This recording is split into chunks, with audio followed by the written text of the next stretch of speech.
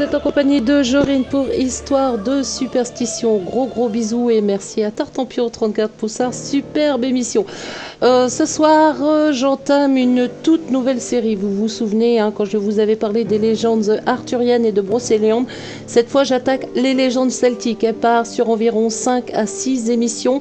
Les légendes bretonnes, bien évidemment, mais le celtique ne s'arrête pas seulement à la Bretagne, mais à divers pays. Et vous verrez que les légendes, il y en a de fort belles et de fort bien mystérieuses. Alors pour démarrer ces histoires et ces légendes celtiques, il faut bien évidemment commencer par le début, vous expliquer ce que c'est une fée, vous expliquer ce que c'est un démon, un gnome, un elfe, etc., etc. But de cette première, vous saurez tout ce qui se passe à travers ces légendes. Peuple celtique, c'est bien entendu une légende et du moins un souvenir lointain. Pas peuple celtique, on pense tout de suite à Merlin l'Enchanteur, les dolmens, les îles presque inaccessibles, la nature sauvage de ce territoire. Si jamais vous étiez né en Bretagne ou si vous vous y êtes baladé, peut-être avez-vous ressenti cette émotion particulière. Une émotion, bien oui, ce souffle, ce murmure qui transperce lors d'une balade sur les plages qui martèlent par les vagues le Finistère, ou lorsque vous regardez les nuages se dandiner, ou lors de l'écoute sur un menhir de Carnac. Le peuple celtique est peut-être qu'une légende, un vague souvenir, mais pourtant il existe. Les légendes celtiques regorgent de trolls, de fées et autres personnages du petit peuple, comme on les appelle. Nous pouvons dire que les Celtes ont donné au petit peuple une large place dans leurs contes et légendes. On va commencer par le plus méchant au niveau de ces fameux trolls et personnages. On va commencer l'explication, vous allez tout savoir sur les démons. Le fameux démon est un être maléfique pour les catholiques, mais bien sûr faisant partie pour les cultures païennes du bienveillant. Il est souvent représenté en rouge avec une sale tête, un corps d'homme avec des pattes de chèvre. Dans l'Ancien Testament, les démons étaient sur terre, soit en dehors du paradis, puis l'Ancien Testament parle d'une deuxième génération de démons qui seraient des anges déchus, tels que Lucifer. Le démon est un être maléfique, serviteur du diable. Ils sont comme leur maître, ils ont une queue, des cornes, des ailes, la peau rouge. Ils n'ont pas toujours des pouvoirs surnaturels et ne sont pas forcément méchants. Cependant, ils adorent vous pousser à commettre un péché, un des 7 péchés capitaux entre autres, car cela leur donne de la force. Enfin, après la mort, nous allons soit au paradis avec les anges, soit en enfer avec les démons. Si votre âme est expédiée en enfer, alors les démons s'amuseront avec vous. Si vous êtes gourmand, ils vous obligeront à manger jusqu'à la fin du monde. Ah là là, ma chère Déby, alors je te préviens, sois très sage sur la terre, parce que si tu finis en enfer, tu vas faire une sacrée boulimie, c'est moi qui te le dis.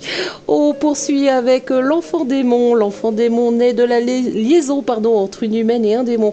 Cet enfant porte le nom de Cambion, Kilcrop, Rocop également. L'enfant démon est criard, il hurle pour toutes les raisons, tactile, auditive, gustative. Il est horriblement puissant pour les humains.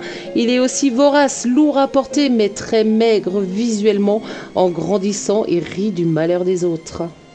Les démons sont pourtant des enfants extrêmement fragiles, ils meurent souvent très jeunes, mais il faut savoir que s'ils atteignent l'âge adulte, ils seront de grands hommes dans le bien comme dans le mal. Les enfants de démons les plus connus sont entre autres Merlin, également Platon et Alexandre le Grand.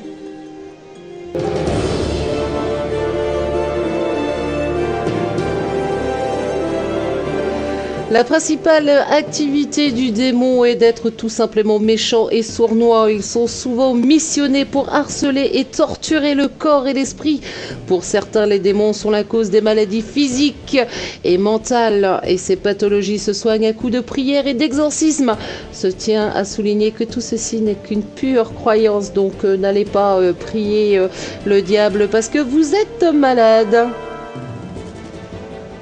Des démons comme Satan ou Belzébuth, ils pensent donner des pouvoirs à des humains par ce dont l'humain devient un sorcier. La plupart du temps, les sorciers finissent mal ou pratiquent la nécromancie et la magie noire. Enfin, Comme souvent les croyances païennes ont été diabolisées par l'Église, d'où nous retrouvons de drôles de démons comme les génies familiers qui peuvent vous aider en échange de quelques peut-être de vrais crapules. Pardon, je m'embrouille, on me parle en même temps. Juste une petite truc, évitez de me prendre en PV quand je suis en pleine discussion sur mon émission, j'arriverai jamais, je vais me planter à chaque fois. Donc merci à vous de respecter mes PV en attendant l'heure de fin de mon émission.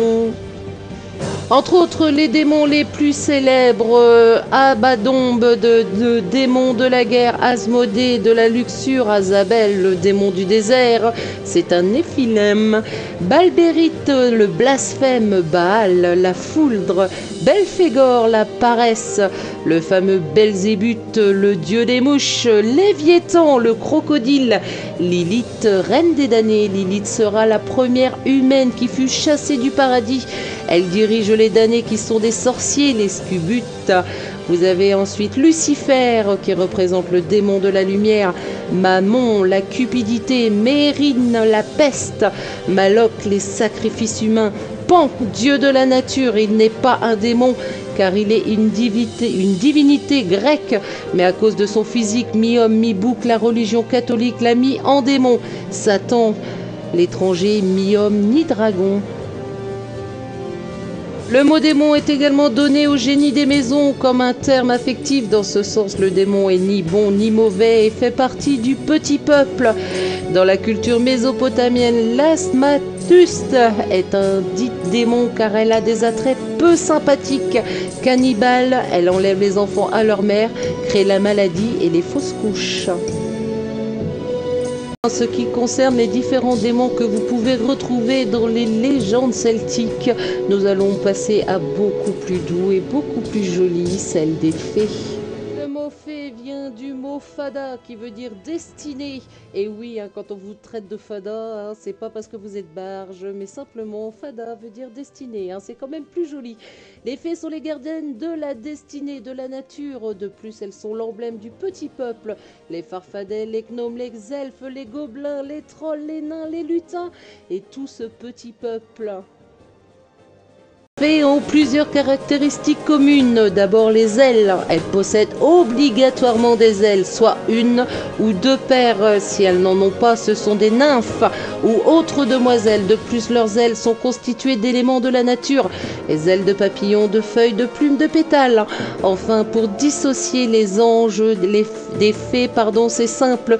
Les fées ont deux plumes d'oiseau pour elles et les anges ont un ensemble de plumes comme une aile d'oiseau. Caractéristiques communes également, la beauté. Elles sont d'une très grande beauté et ne vieillissent jamais. Elles ont de la chance en tout cas.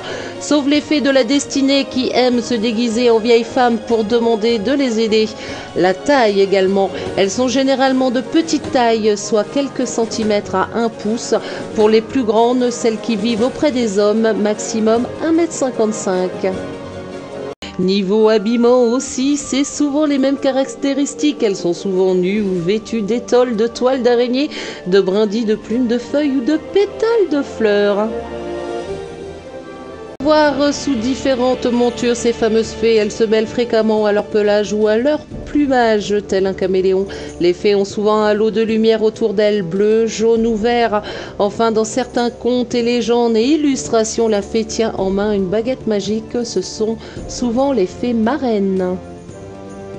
Sensibles, capricieuses, romantiques, susceptibles, rêveuses et rancunières, elles aiment être traitées avec déférence. Elles sont de véritables chippies. Les fées sont ni bonnes ni mauvaises. Bien entendu, certains récits parlent de mésaventures de certains personnages avec des fées. Exemple, tout simple, la fée Carabosse ou les dames vertes qui font danser jusqu'à l'épuisement. Est-ce vraiment de la cruauté ? Il faut bien différencier la fée des sorcières. Les sorcières pactisent avec le diable. Elles sont culturellement reliées à la religion catholique, alors que les fées appartiennent à la culture païenne. Elles sont comme les êtres du petit peuple. Elles n'ont aucune notion du bien et du mal. Si vous êtes sympa avec elles, elles le sont. Si vous êtes cruel, elles le seront tout autant. Courent tout autour de leur naissance. Pour certains, elles naissent dans les fleurs. Pour d'autres, des œufs de fées sont déposés dans des cocons par les papillons. Pour d'autres, elles enfatent comme une femme lambda. Personnellement, bon, moi je prendrais les 3 solutions comme vérité, comme ça au moins j'irai pas chercher plus compliqué. Car il existe, comme vous avez peut-être pu le comprendre, hein, dans certains récits, des espèces de fées. Alors en fonction des races, il y a sûrement des grossesses différentes.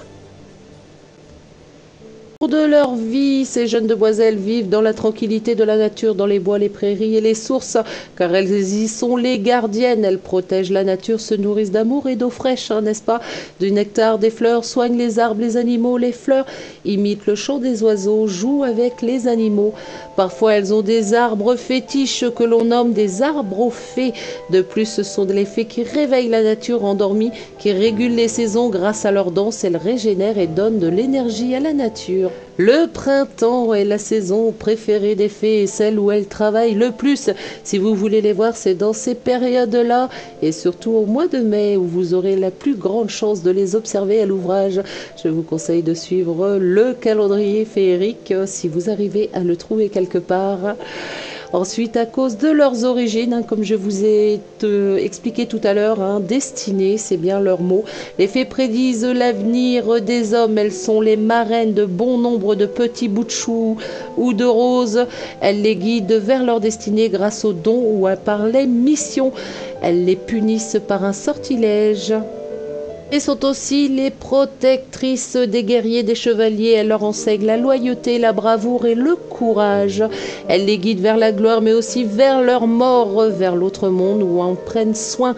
Exemple, je vous rappelle la belle Viviane, enchanteresse, dit presque fée, enseigne la chevalerie à Lancelot dans les légendes arthuriennes. Et c'est Morgane, enchanteresse aussi, et presque fée également, qui guide Arthur vers l'autre monde. Pour les démons, il y a beaucoup de différentes fées, les fées de la destinée. Vous avez les Banshees, les fées irlandaises qui annoncent la mort, les bonnes fées, les fées marraines protectrices des hommes, les dames blanches ou les fées européennes qui annoncent la mort ou protègent de celle-ci, les parquesses, les fées romaines qui sont la naissance, l'âge adulte et la mort. Les Valkyries, hein, qui sont des fées protectrices des guerriers, pardon. Vous passez également les fées de la nature, les dames vertes, fées de la nature, les dames blanches, enfin les fées blanches, qui sont les fées de la glace, les fées bleues, qui sont les fées de l'eau. Les plus connues dans les légendes celtiques sont bien sûr les Corrigans et les Corriganes. Hein. Les Corrigans sont des génies bretons plus ou moins sympathiques. Ils appartiennent à la grande famille des lutins. Le nom vient du mot cor qui veut dire nain, puis de ig qui veut dire petit, et comme ils ne sont jamais seuls, en qui veut dire plusieurs, donc corrigan, soit petit nain en breton. On peut aussi les appeler poule-piqué, cornordon ou kerrion. Les Bretons considèrent les Corridans comme des génies. Ils ne veulent pas parler du génie de la lampe magique, mais du génie domestique, un être doué de magie et sans morale. Ensuite, leur physique semblable aux nains et à leur lieu de vie leur ont donné leur étymologie, les petits nains. Mais ils n'en sont pas vraiment des génies, des nains, des elfes, des gnomes, mais des lutins, car ils ne sont ni bons ni mauvais. Ils sont de petite taille, hein, environ 30 cm. Ils ont la peau noire à brunâtre, de grands yeux rouges en général et une grosse tête. Ils sont plutôt laids, la peau fripée avec parfois un chapeau. Physiquement, ils ressemblent fortement aux gnomes. À croire qu'ils sont cousins. Pour en finir, ces êtres ne sont pas immortels, mais ils peuvent quand même vivre environ 200 ans. Les Corrigans ne sont ni gentils ni méchants, ils sont adorables dans le sens qu'ils s'occupent à merveille des chevaux et peuvent être domestiqués. Et méchants dans le sens qu'ils peuvent avoir un comportement immoral pour les humains. Par exemple, les Corrigans ont la sale manie de voler les bébés des humains pour les élever. Cependant, comme tout être du petit peuple qui se respecte, si vous êtes méchant avec lui, la vengeance sera fatale. Les Corrigans possèdent des pouvoirs surnaturels, la force, la magie du vent et de la terre. En théorie, des pouvoirs fort ressemblants aux autres êtres féeriques, mais il se dit, par un simple regard, ils peuvent vous envoûter quelqu'un. Rencontrer les Corrigans, il vous suffit d'être près d'un dolmen, d'une source, d'une grotte ou dans la lande bretonne. De plus, il est indiqué d'attendre la fête d'Halloween ou les nuits pour les voir danser autour des dolmens avec les fées. Le jour où vous avez beaucoup de chance de les voir car ils se cachent dans des buissons ou autres petits végétaux. J'arrive d'en croiser par mégarde sans vous apercevoir. Certains disent que si vous mettez votre téléphone dans la poche gauche, vous le retrouverez assez facilement dans la poche droite. Allez, petite pause afin de conclure cette émission et ainsi passer tranquillement à songe d'une nuit. Ce sera Aira accompagné de Cazzini, Rédemption, Ave Maria. Bonne écoute à tous.